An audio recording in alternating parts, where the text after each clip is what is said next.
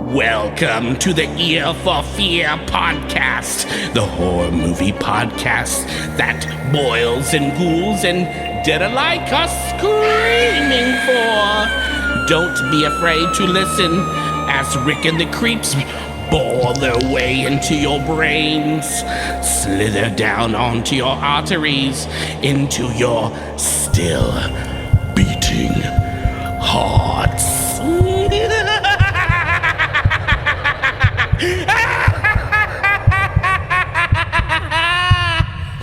Hi, welcome to the Ear for Fear podcast. This is the podcast that talks about scary movies or movies trying to be scary. I'm Rick. I got one of the creeps back in the house today. Hey, what's up, man? Morris is back. It's been a little bit. It's been actually a few months because we took a little break. We did. But you're back. Monster Movie Man 13. You can follow him. But I figured I'd throw that out before I forget. Cool. I thought today you and I would kind of maybe pick up some big old puffy jackets, some backpacks.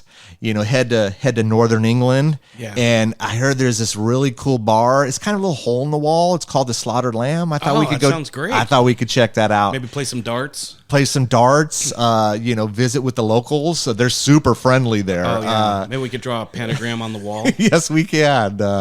And while we're there, I guess we could talk 1981's American Werewolf in London. Nice. So we got that one on the slate today. You recommended this one. This is a classic. Yeah. It's one of my favorite werewolf movies, but I kind of know that your thoughts a little bit about it. Yeah, you know what's funny, man, is I owned this movie at one point, and then I just found it so boring, and I sold it. You sold it to me. I think I sold it to you, right? Yeah, that was a long time ago. But that was I had it on VHS, and you sold me the DVD. Yeah, I sold you the DVD. That was a long time ago, and so I don't know. It just was. It was just a little boring for me. Now I will say this: that was many years ago. And then I rewatched it the other night for the podcast, and I didn't find it as boring as I did before. So right. I guess if anything, that's a good thing, right? Yeah, I think our attention spans probably, are more tolerant when we're older. So maybe that had a little bit to do with it. It could have been. It could have just been a weird phase I was going through, and then I was like, this is boring, and I have some issues with the movie, but it's nothing like crazy. I mean, it's not like I'm gonna like totally shit on the movie because I'm not. Right. But before you and I jump into this, couple things, we'll do a quick synopsis. You want me to do the synopsis? That sounds good. So this is real simple, folks. If you haven't seen it, two American college students, they're on a tour of Britain, and they're attacked by a werewolf that none of the locals will admit exists. Which I have a problem with, but we'll get onto that. And to let everyone know, there's going to be full spoilers. 1, 2, spoilers coming for you.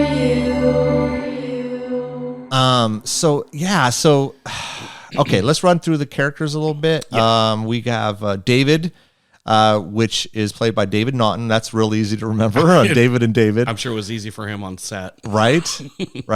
Nurse Alex Price. Jack is played by Griffin Dunn.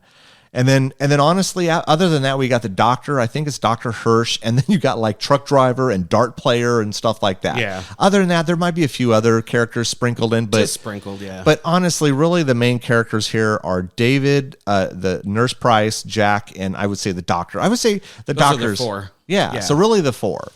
And the idea is, and now what did they just get like a little bug up their butt and they were like, hey, let's go do a trip of Northern England. And then because I know eventually they're going to end up, where was it? Oh God. Now you're asking me something. Damn, I didn't really pay attention. I almost thought it was Italy. They were supposed to end up in like Venice or something, but I'm not positive. Are you sure? Or was it France? Was it France? You could be right. Yeah. Which I think kind of makes sense since there was a crappy sequel years ago called an American Werewolf in Paris.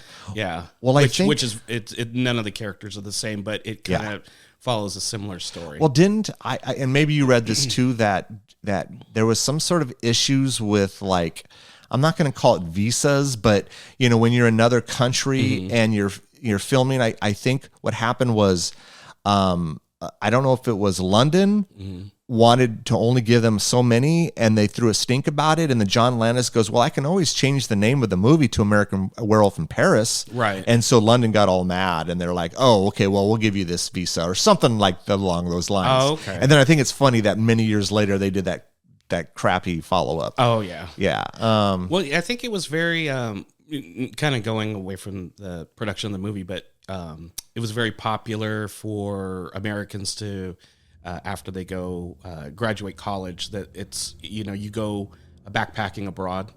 So, you know, Yeah. a lot of and I heard that a lot in the 70s and the 80s, where, you know, kids graduate from college, or after they graduate high school before they start college, it's like, oh, I'm going to go backpacking through Europe, you know, and Yeah, that's true. and That is a thing. So that's Yeah. kind of like what they were doing, you know, when they were, you know, kind of following that storyline. But Do we know why David's character wanted so much? Because it seemed like his idea was to go here, and Jack wanted to go where there was going to be, I don't know, more people and girls, more women, and Yeah. more touristy.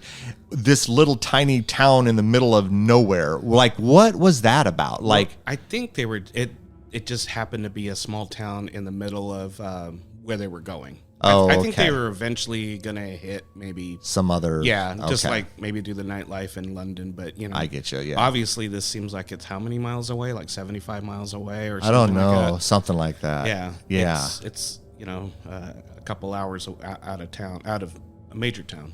So major so city. really fast, we know this was directed by John Landis. Yeah. People would remember him from Animal House, the Blues Brothers. He did the Thriller video for Michael Jackson, yeah. and Trading Places, and he was Coming also. to America. I was going to say this, but I'd feel bad if I What? said Oh. what happened with Twilight Zone. I hate to say that. Yeah, but I don't want to put like a damper on the episode. Well, it kind but of put yeah, a damper on his career. it really did. Yeah. I mean, I know he did stuff afterwards, Yeah, but Spies Like Us and that. Kind of which I still liked Spies. I actually enjoyed that movie tremendously. But yeah, it kind of, and I know he was they were tried and he was found innocent, but I don't know how I would live with that one. It's tough, especially, you know, the crew saying that, you know, he was running some long hours and stuff, Mm-hmm. and he was being, you know, like a lot of his contemporaries. You know, you think of Spielberg and Friedkin, they're perfectionists. Yeah. So he was trying to be in that league of a perfectionist. So, and he wanted to get right shots and stuff, but maybe didn't use the greatest safety precautions. But that's another story for another time. That's another story. That could be an episode we do down the road. Yeah, But and then we all know Rick Baker. Hopefully, everyone knows Rick Baker did the makeup. Yes. Which I believe was the first time that, I don't know if it was the first time the best makeup it was. It was for Academy Award. Academy and Award. he won for that. That's And I will say this now, and you and I've had this discussion before. I am more partial to the Howling. Yeah. Werewolves. I just love the looks of them. But with that said, Biped ones, yeah. it still looks fantastic, and Oh, that yeah. transformation is phenomenal. Like, I mean, even for 1981, Oh, yeah. it still looks awesome. Oh, absolutely. I mean, seriously. Yeah. And so, but with that said, yeah. So I guess we could jump into to American Werewolf in London. Okay.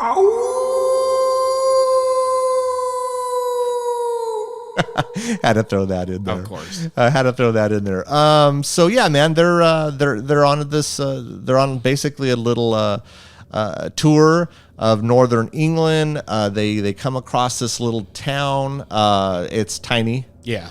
They go into this. They're freezing. They're looking to get some food, maybe something to drink that's warm, and it's one of those situations where you walk in, you close the door, and it's complete silent, and it's kind of uncomfortable, and the locals don't seem to be too friendly. Now, you could at first chalk it up to the fact that, well, they're locals and you're not, but I think this was like, damn, they're here, and we know what's going on in our town. There's a werewolf, Right. but they let him go, and then they I don't know, they just. Well, you think about it and we'll talk about this a little later, but I'll throw it in there real quick. When our character of the doctor goes there to ask some questions, Yeah. and he's from London, but they're treating him like he's an outsider as well. And so I guess I would just assume Yeah. they just don't want many people there because of the situation with the town. It's kind of a self-contained thing. But the thing is this, though. So we assume that there was just the one wolf. Mm-hmm. Oh, yeah. And then when Jack and David are attacked, Mm-hmm. the townsfolk shoot the werewolf dead. Right. Then we see it's a human. Right. Someone from the town. Right. But that's the last one. Exactly. Except for David, who has now been, because Jack ends up dying Right. from his wounds, and David gets, I think does he get bit and scratched or He just gets scratched? scratched on the cheek and then and on the chest, right? Yeah. And then he has like some razor marks on his chest. Yeah. And so the idea here is, well, they killed the other werewolf. Now David is he's continuing this kind of bloodline of he's cursed. There you go. He's cursed. Yeah. And he keeps, and so he ends up in a hospital in London, and this is where he meets Nurse Alex or Nurse Price, Right. And then again the doctor, Dr. Hirsch, and he keeps having these visions, these weird visions of almost like maybe he's really scary dreams. Really weird stuff. Yeah. The running kind of in the woods, the maybe eating. Really fast. Mm-hmm. So this is what I thought was kind of cool. I know we're going to go backtrack just for a second. When they at the beginning of the movie, when they pulled into they were in the back of the truck, and in the back of the truck it was lambs, and I thought it was fitting because they are. It's symbolic that they were lambs themselves. Correct. I thought about that. Well, bringing lambs to the slaughter, right? Right. So I kind of felt it was perfect. Like they're stuck here, and they're basically no more important than these lambs are in the back of this truck, right?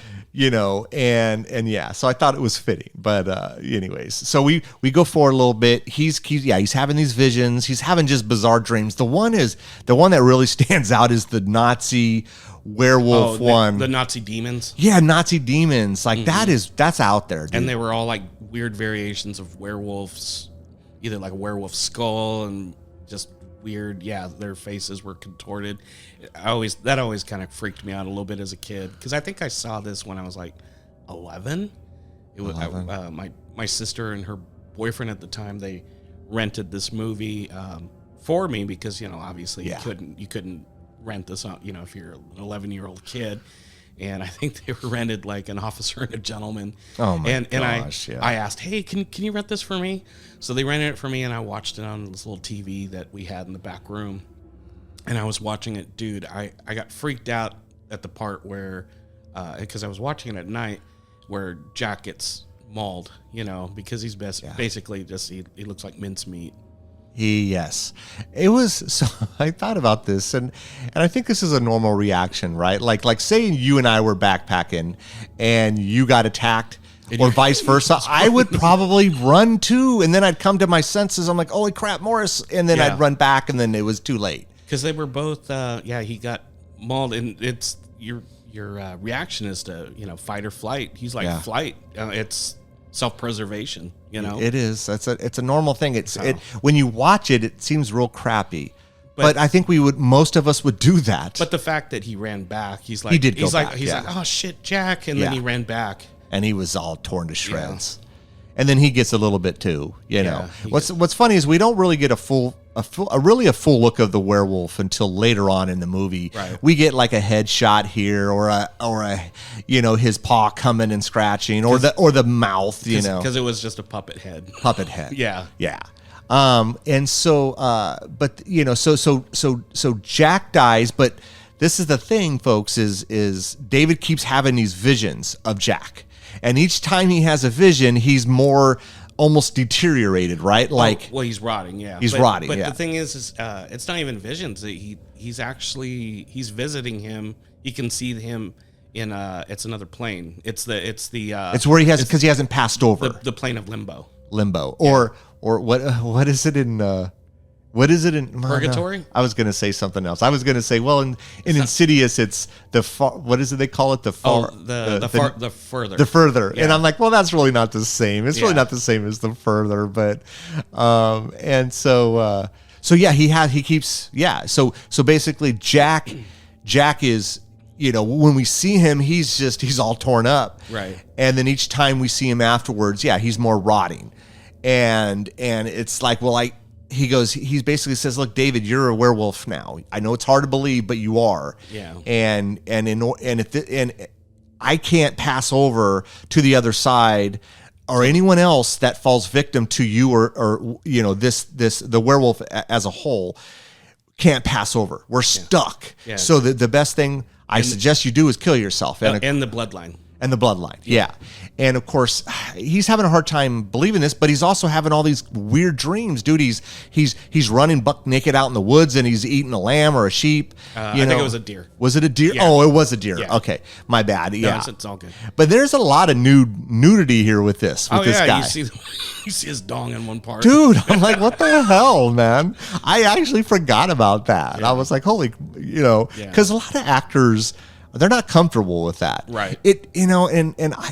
And as especially in 80s horror, we see more women being nude. The men, for the most part, they didn't really jump on board that, Right. So I was actually, because it'd been a while since I'd watched it, I was surprised of how much nudity there was for him. Well, the funny thing too is there's obviously the nurse Alex and David, the character, they more or less like each other. For sure. They and she invites him to live with her, to get back on his feet, and kind of as a transition thing, because he has no place to go, and he's out of the hospital, and he's but they do have that shower scene, and they are both nude, but they kind of tastefully, if you notice, they kind of tastefully covered her up. I did notice that, where you don't see nipple on her, you don't see her front pelvic area. No. It's covered up very tastefully, and they're kind of in an embrace. But with him, it's like it was a little different. It was. I was very surprised. What did I know? He was the Dr. Pepper kid. Oh, totally. And then how did it go? I'm a pepper, you're a pepper, he's a pepper, she's a pepper. Wouldn't you like to be a pepper too? Is it be sad a pepper, drink Dr. Pepper. It's sad that we remember this useless stuff. That was part of our growing up.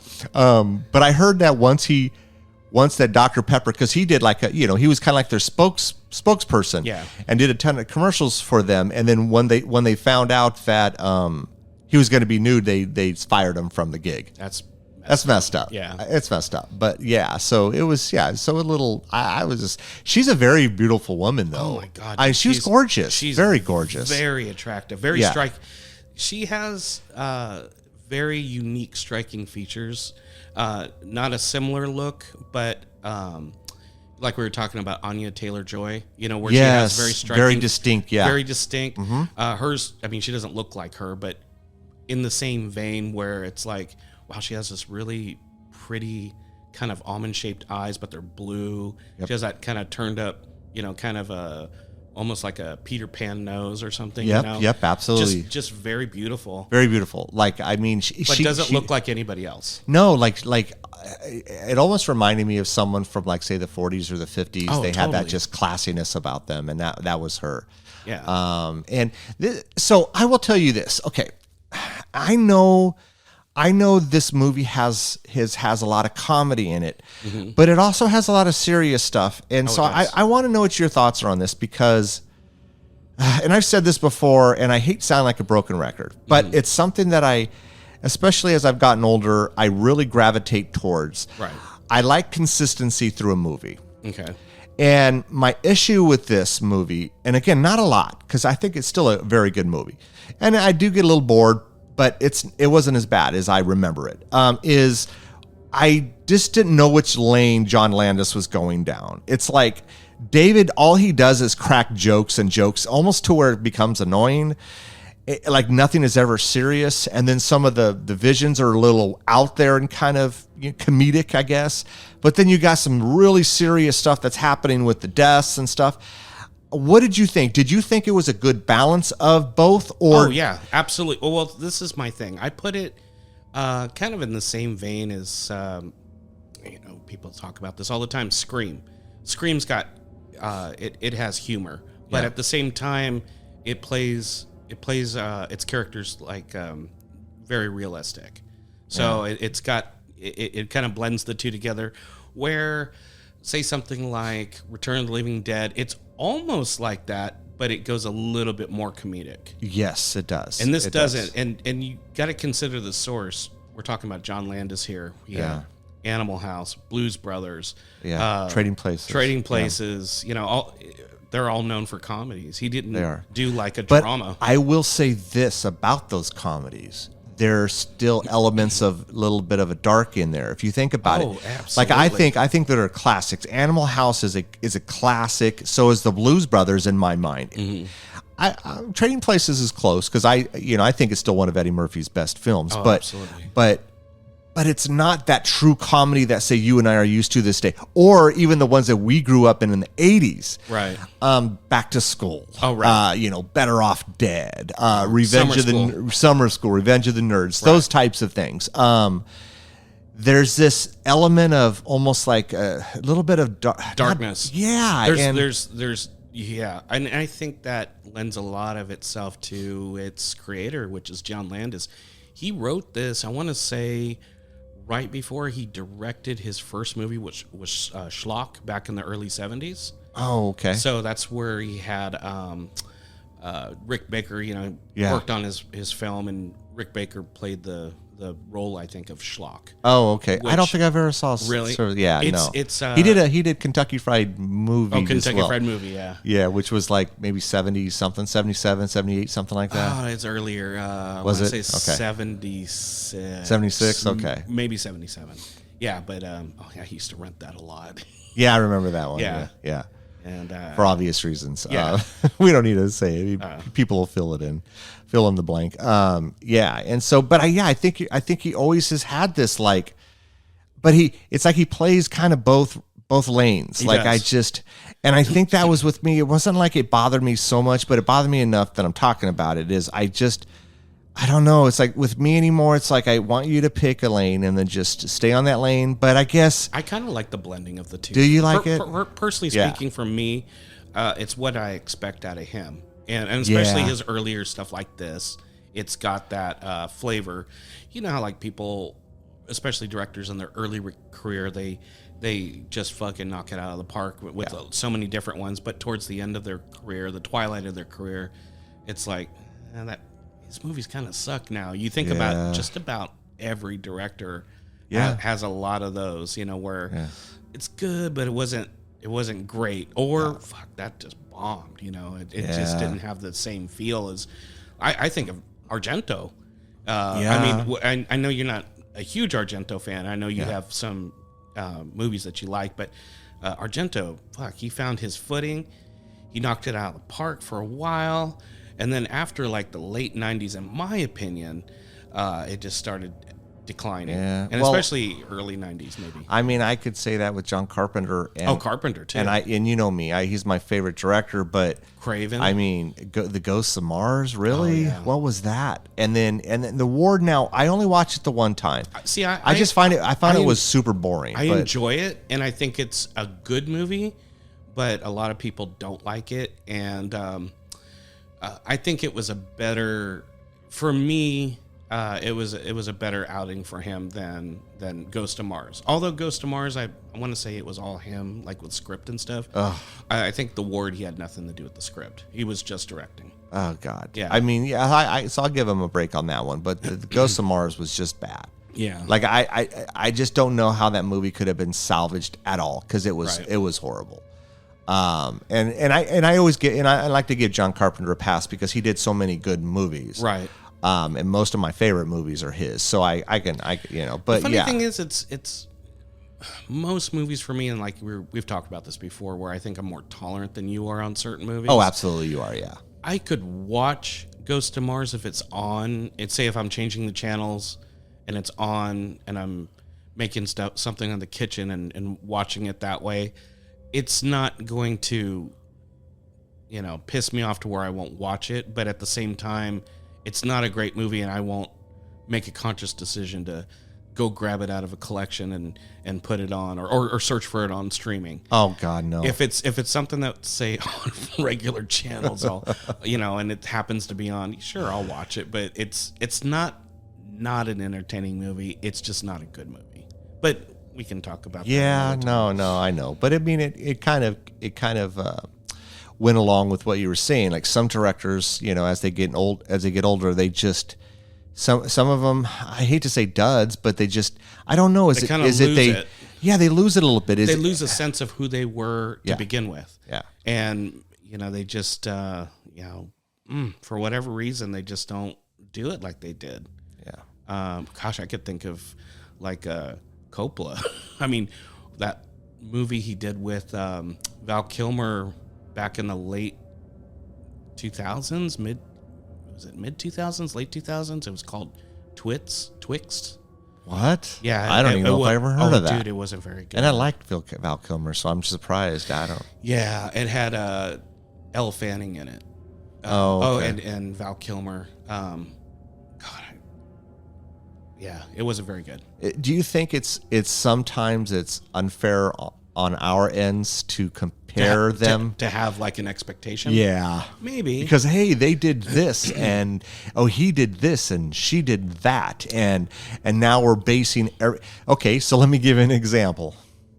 M. Night Shyamalan. Oh yeah, he literally peaked. He peaked at Sixth Sense. I'm sorry, people can be out there and be pissed off and mad at me, right? But he peaked at that movie, and everything else has been just almost trying to duplicate Sixth Sense in the way he did it. And it was so fresh and it was such a great film. I have literally been bored with every other movie, and I've watched most of his movies. Yeah.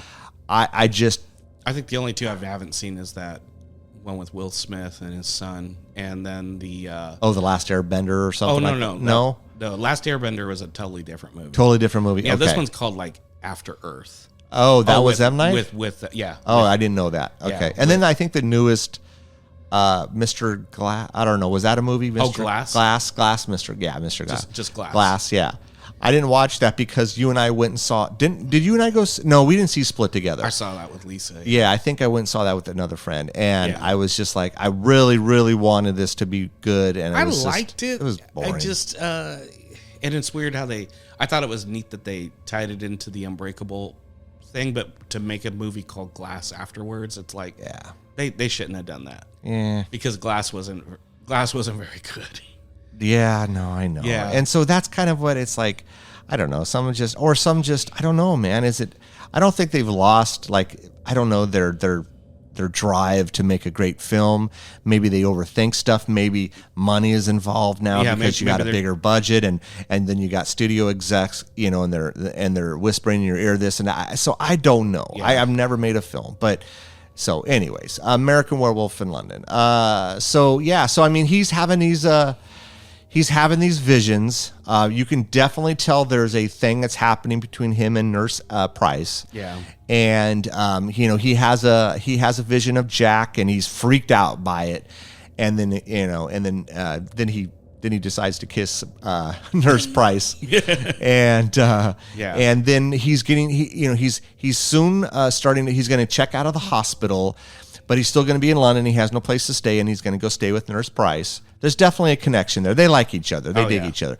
In the meantime, Dr. Hirsch is investigating. Yeah, he's just not settled on what Jack says about, no, it was definitely an animal that attacked me. It wasn't a man. Because the townsfolk trying to hide this. Oh, yeah, they covering up, said it was a maniac attacked both of them. Yeah, and killed. And it just doesn't add up. And then when they got to David and Jack, of course, Jack was now dead, but David was already bandaged up. Yeah, his wounds were dressed. Yeah, so it was like, well, this is strange. Yeah. And nothing adds up. And so the doctor starts to do some investigating on his own. Right. And, but then, David goes to stay with the nurse. And obviously, like I said, there's stuff happening between them, and they dig each other.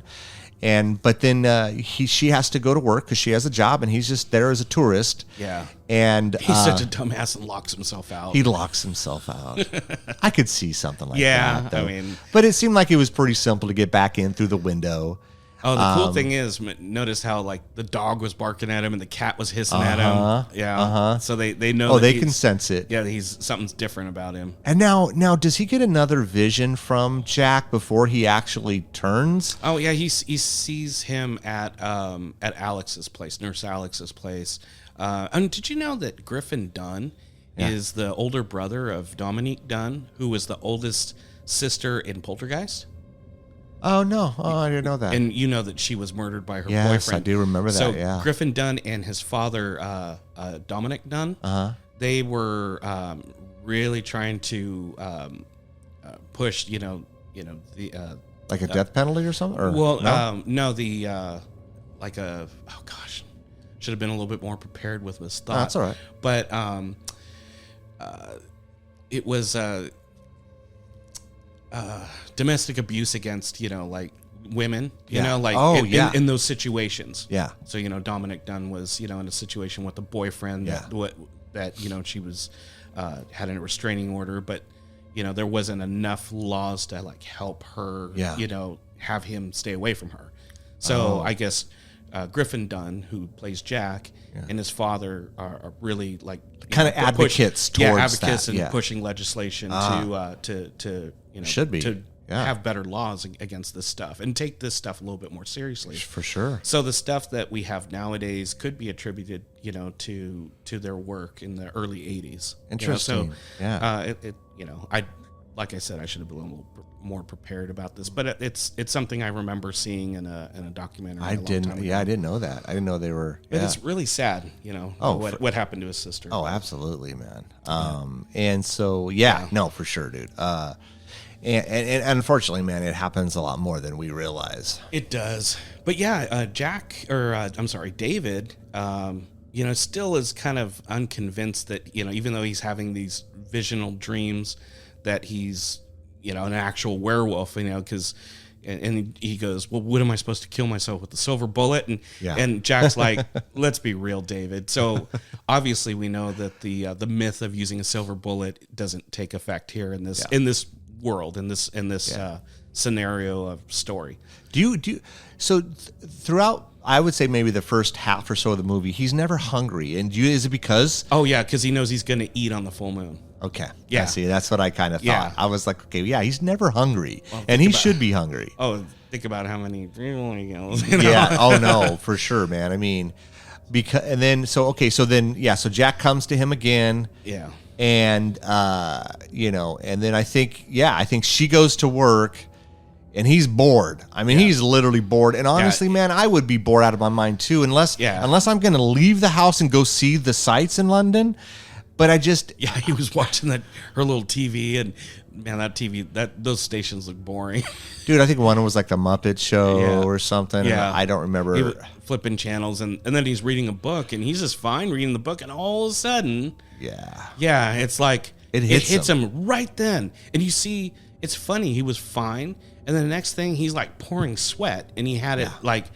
His shirt was all sweaty, and he's like, "Oh my God, I'm burning up!" And that's when he's ripping off his shirt, ripping it off, falls to the ground, and he starts growing hair real quick. He does. I will say, his reaction felt real. It did. It felt like if any of us were going to be transforming into a werewolf, and like, holy crap, like he seemed scared and he was hurt, he was in pain. I was talking to Lisa about this last night. I said, this really still holds up, this transformation scene, because the way that the bones are cracking, because you think about it, if your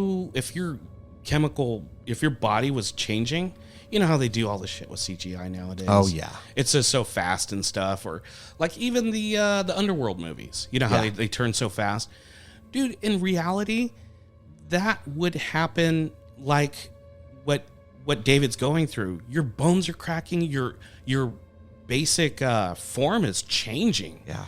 I mean, his body's stretching longer. Everything's being altered. Dude. Everything's being altered, dude. Can you imagine the pain that you'd feel? Dude, I mean, nails extending, growing out. Out of your fingertips. Your fingers basically getting longer. Yeah, elongated. Your arms, your legs morphing into an animal. Yeah, you're morphing into hair. Like dude, a canine. I couldn't even imagine what that would feel like. Oh my God. And that's just so creepy. Just think of the ball of your foot, or your heel, I should say, not the ball of your foot. Your heel is basically like their back ankle, you know? Yeah. That's just crazy. But who knows? Maybe that's how you think about it. That's how our bodies changed over the millions of thousands of years, you know, that maybe we were on all four legs. It'd be crazy. And then we stood up. But, you know, who knows? I mean, if you think about it, I mean, however many millions of years, right? Yeah. Like, I mean, just think in our lifetime, we're 50-ish, right? Let's just call, you know, you're 50, you're 52, I'm 50. Just think how much we've seen since we were 10. Yeah. Like how advanced things have become in 40 years. Oh, yeah. And if you're talking about all those millions of years or whatever, thousands, millions, whatever it is, I mean, yeah, I could see that. But damn. Yeah. But that transformation would have to be, you know, it's so minute, but it happens over time. And, you know, this is literally, you're getting this within a couple minutes. I mean, the transformation... Yeah, the transformation is still phenomenal. And I'll have to say, you know, props out to Rick Baker for what he did.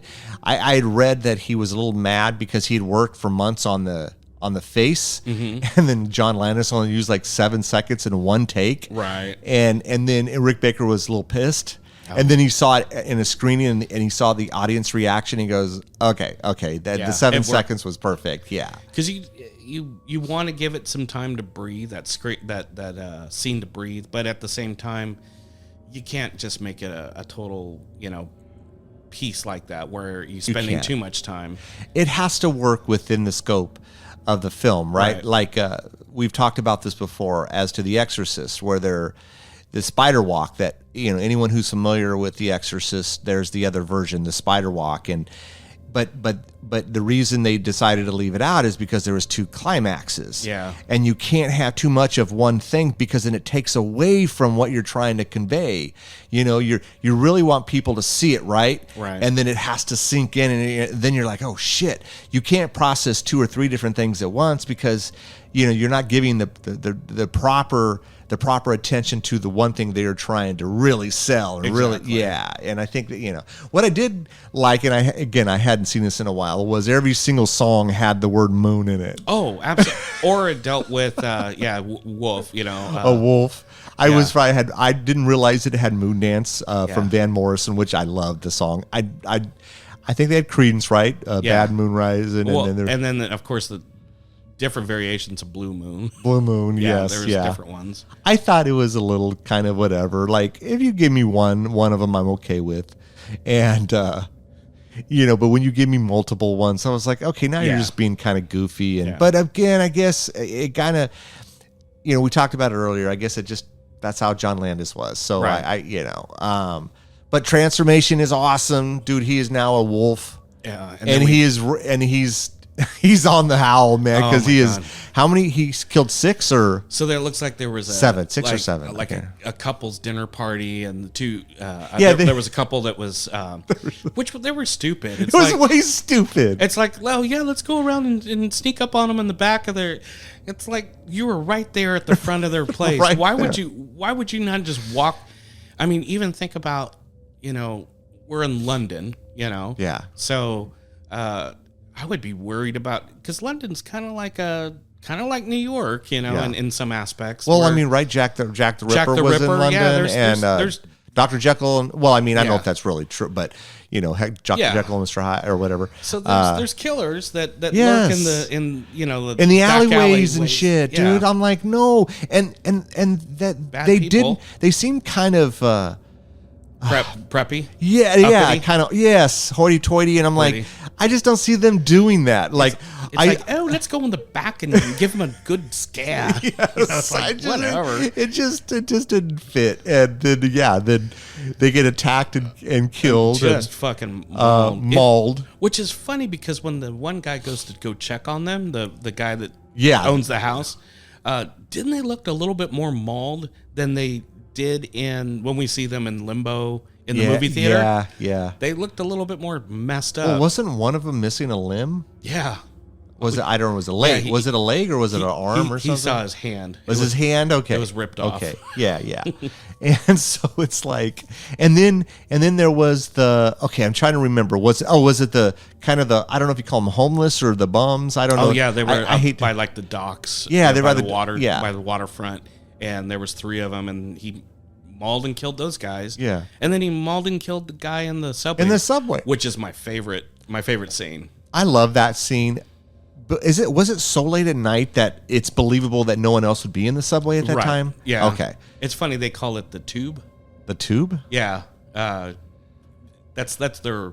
That's what they call a subway. A subway. So in New York, or wherever, we would call it a subway, but they call it a tube. Well, yeah, because you're going down in the the underground. You know, they call it the tube. Oh, which, okay. Yeah. Okay. Huh, interesting. Yeah. No, that was a great. I mean, he's freaked out. He's running.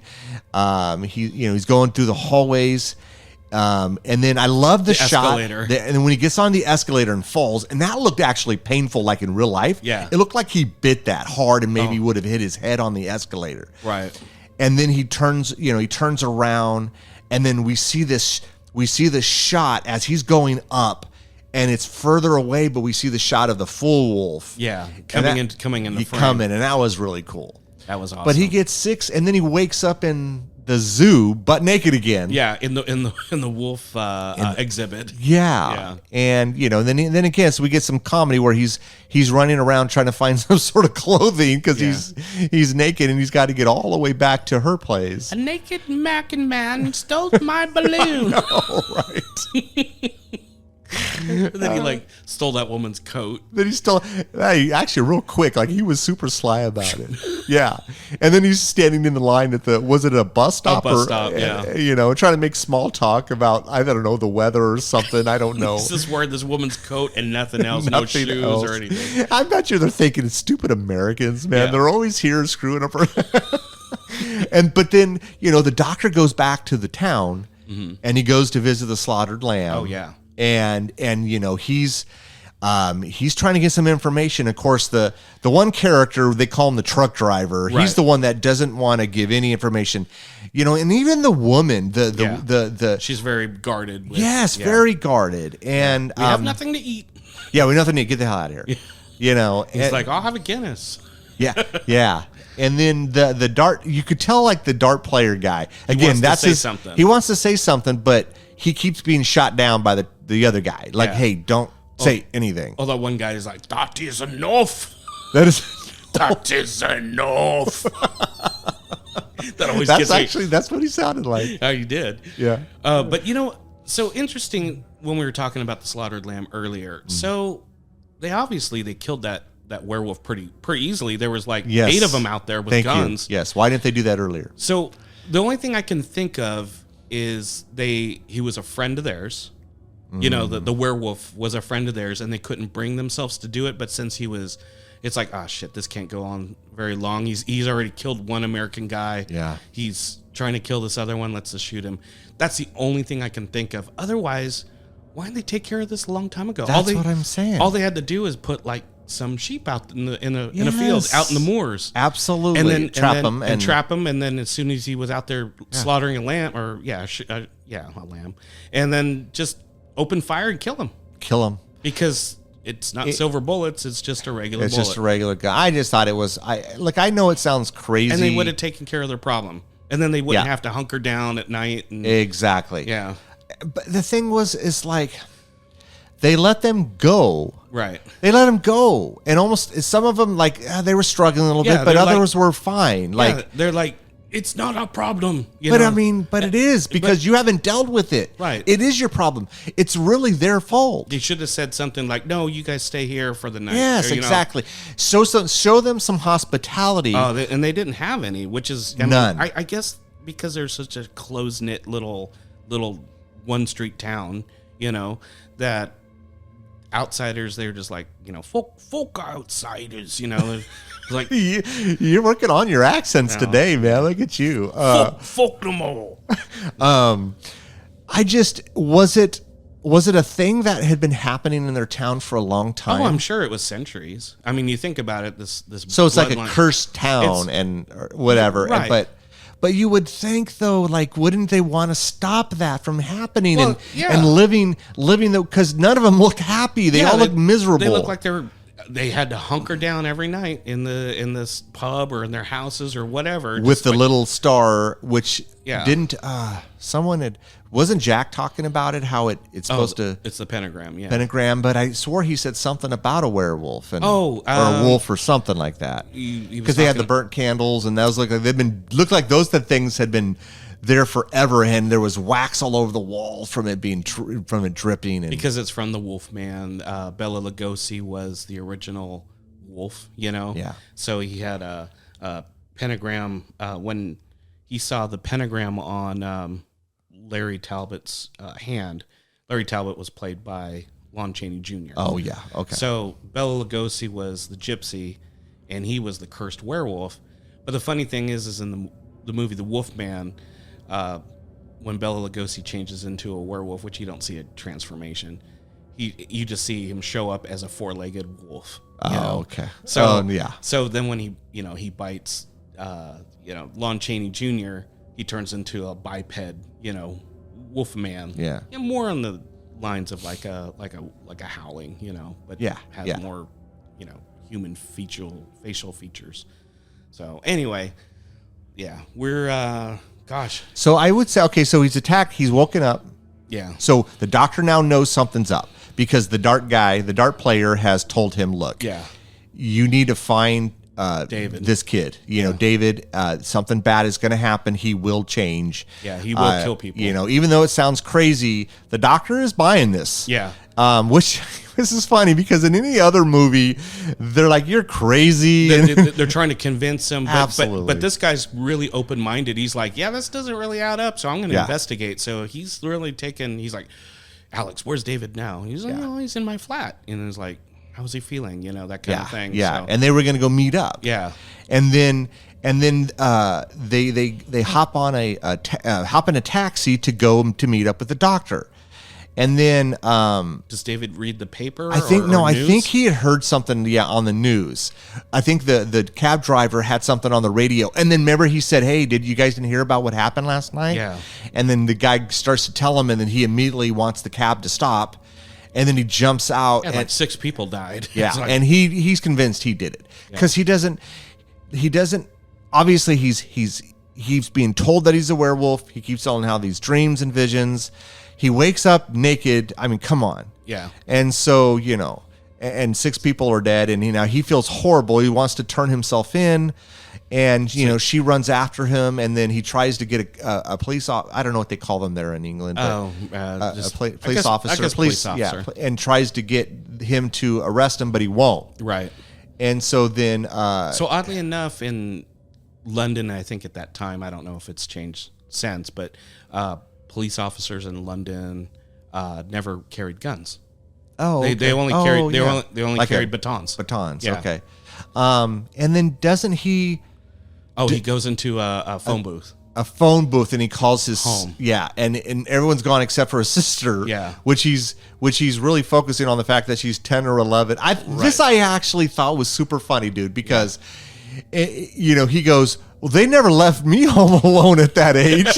Almost like it's funny, like he's dealing with the fact that he's he could comparing. Yeah. He's like, well, they didn't. Yeah. Like he's clearly, let's call him 20, I don't know. Let's say he's around early 20s, right? Yeah. Because if he graduated college, let's call him 22, 23, whatever. So he's about at least 10 years older than his his and younger. he's still kind of, he's focusing on the fact that she got to stay alone at an age that he couldn't, but he could be a damn werewolf killing people. And Right. I actually found a lot of humor in that. Because it was very family kind of dynamic. And that was nice that John Landis kind of injected that there. For sure. And then, you could tell it was very heartful. He goes, well, he knew it was you felt that it was the last time he was going to say anything to any of his family members. He's like, well, he's like, you little turd, I love you, Yeah. And it kind of makes you feel, you get the little, you get the feels definitely. a little bit, yeah. And then doesn't he see Jack and he follows him into a movie theater, right? Yeah, he a sees Jack. A porno theater.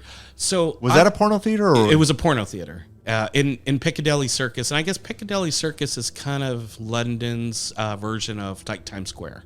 Okay. Yeah, So- that makes sense. It looked like it. It looked like Times Square. Right.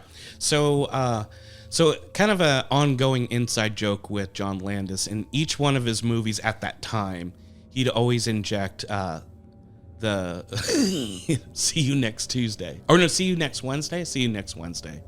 So you know what "See you next Tuesday" means. "See you next Tuesday" is like cunt. It's like an act. Oh yeah. But- Okay, I'm sorry. but- It went over my head there. But with John Landis, he's like, "See you next Wednesday." So like with Kentucky Fried Movie, I want to say Blues Brothers might have had it. Okay. Animal House, I think, had it.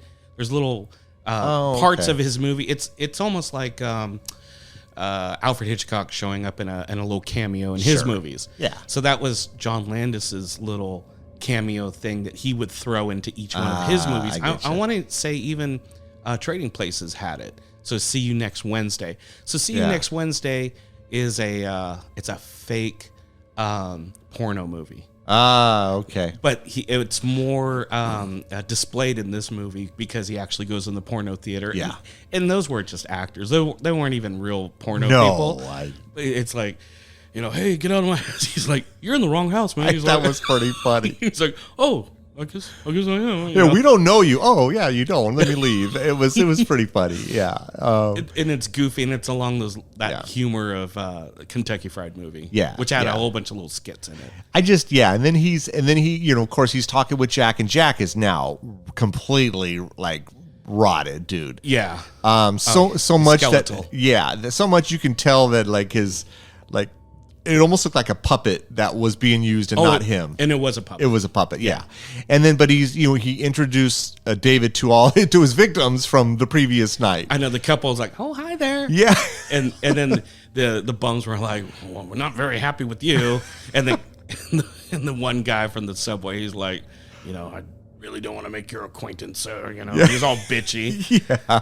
But I can understand they're in limbo. They can't actually die, or they're just spirits that are just man, that looks painful.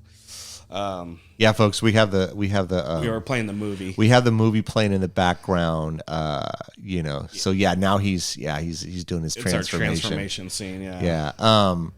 Yeah. But you can obviously tell, dude, that when the Thriller video came out, how much stuff was taken from this. Oh yeah. Well, I think that's a lot. I think Michael Jackson made points like, I want a shot like that with me. I want a shot like that with me, with the side of with the whiskers growing and that was the same shot, but with Michael's face. Yeah. Yeah. But he transforms in the theater. Yeah. He's like, and then I think does one of the ushers come up, and you're like, dude, you need to get out of here. Get away from me. And dude, he killed everybody in that theater. Did he kill everyone? Everyone in the theater was dead. There was probably a good, other than the limbo people, there was probably a good 6 people scattered throughout the theater. And you have to assume that he killed them all. Yeah. And then he kills the one guy, and then the cop goes in there, right? And then he ripped hold on a second. Yeah, I think he did. And then the one cop came out and he closed like the door to it. And then some of the other cops came up and they were kind of holding it, but then it couldn't hold it. It was the 2 cops that were questioning David earlier in the movie, and the one older cop is the one that got his right. His head bit did, off. yes.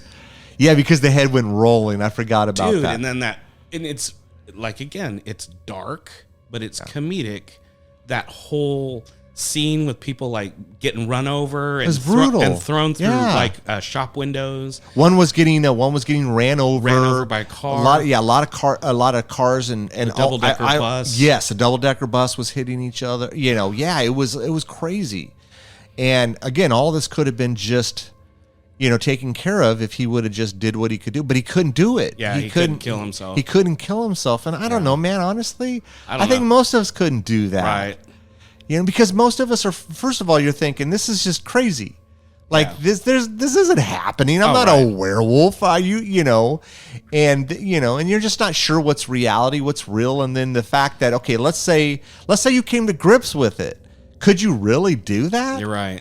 I think I would give somebody else the burden of doing that. Dude, it's like if you turn into kill me, or I think, didn't Jack suggest sleeping pills? I think Yes, did. I think he did. Yeah. That would be that would be Yeah. if you just slept yourself to death. I understand, like maybe, like hanging yourself would be terrible, or even, I don't know, stabbing yourself or a gun, Yeah. It's tough. I don't know, man. It's easy for us to go, well, I don't know, dude, in a, like say a zombie movie, like, if I got bit and I could let's say I got bit in the hand and I could chop off my arm so it wouldn't spread. I don't know if I could do that, dude. Yeah.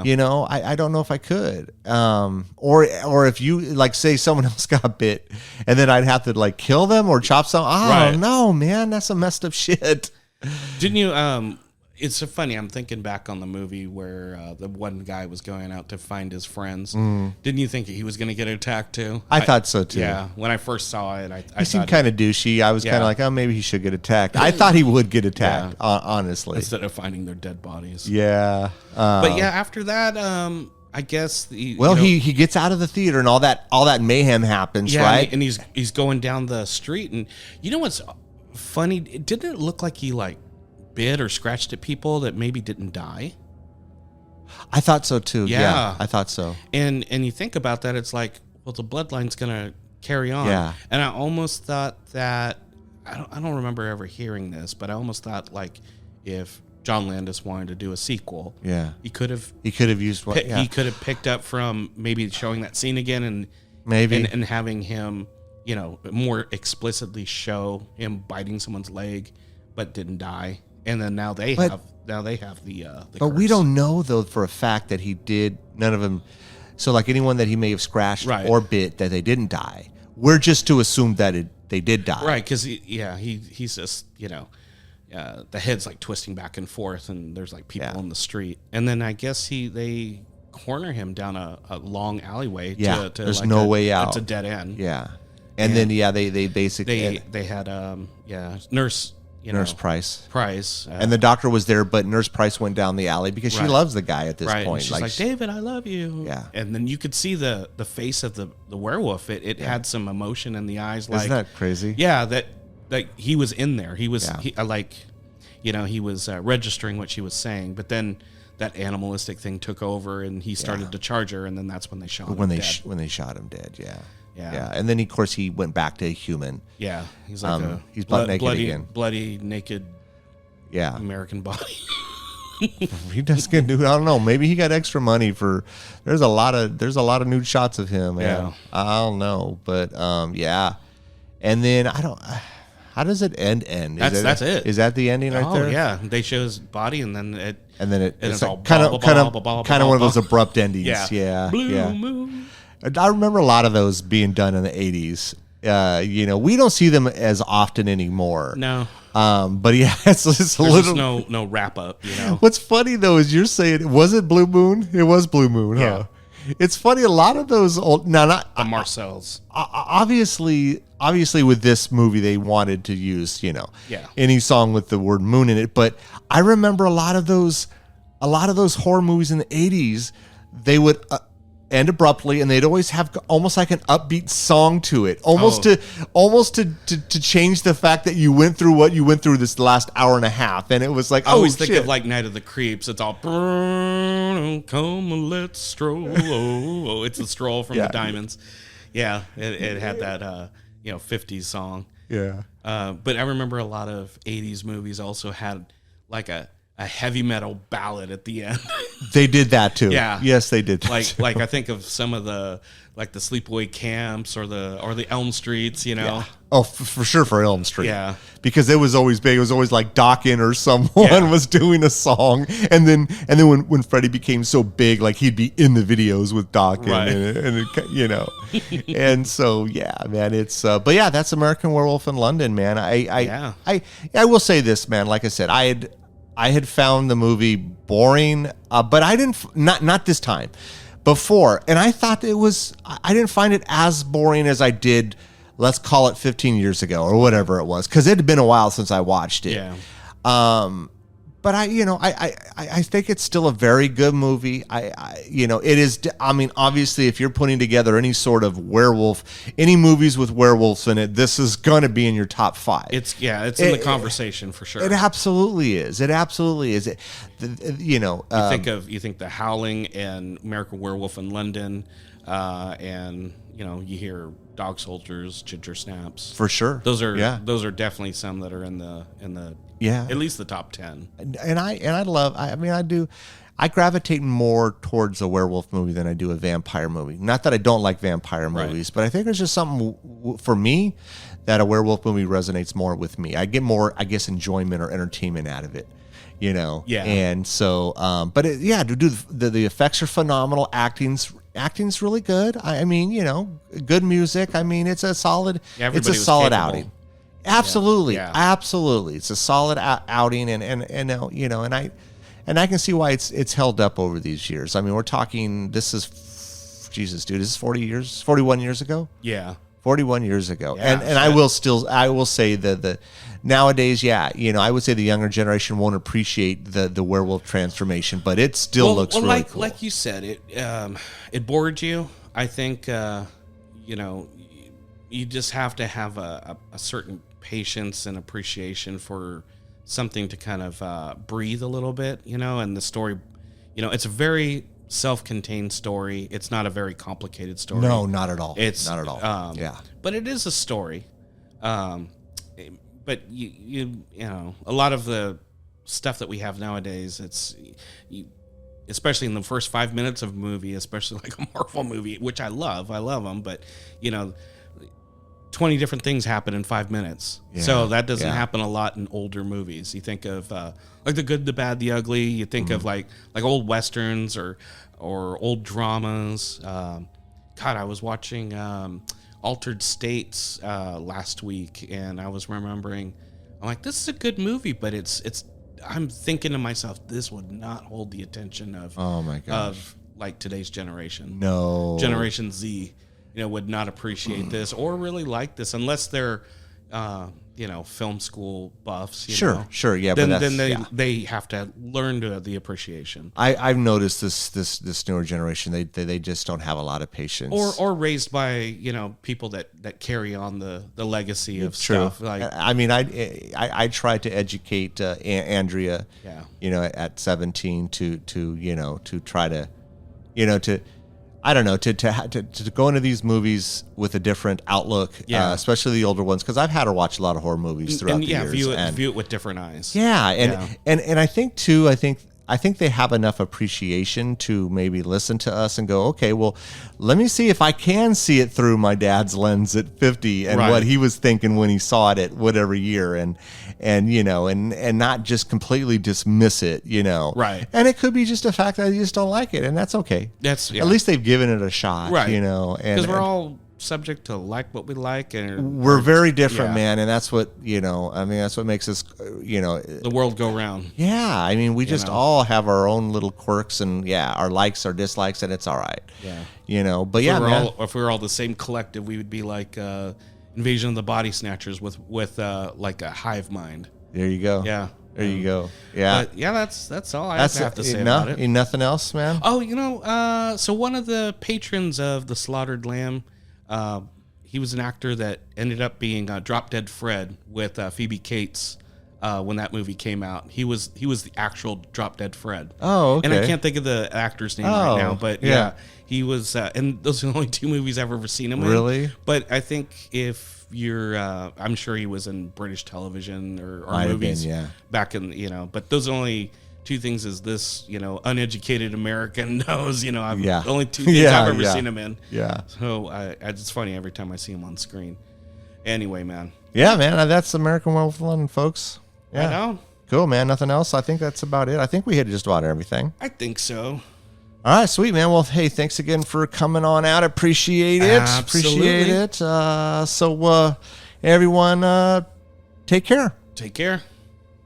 You listened all the way to the end. We appreciate that. Don't forget to follow us on Instagram at Ear for Fear Podcast, Twitter at Ear for Fear, and subscribe to our YouTube channel at Ear for Fear Podcast. You can also check out our website, earforfear.com, There we list news and events. We're available on all the main platforms, so make sure you tell a friend. We hope you come back and get an earful.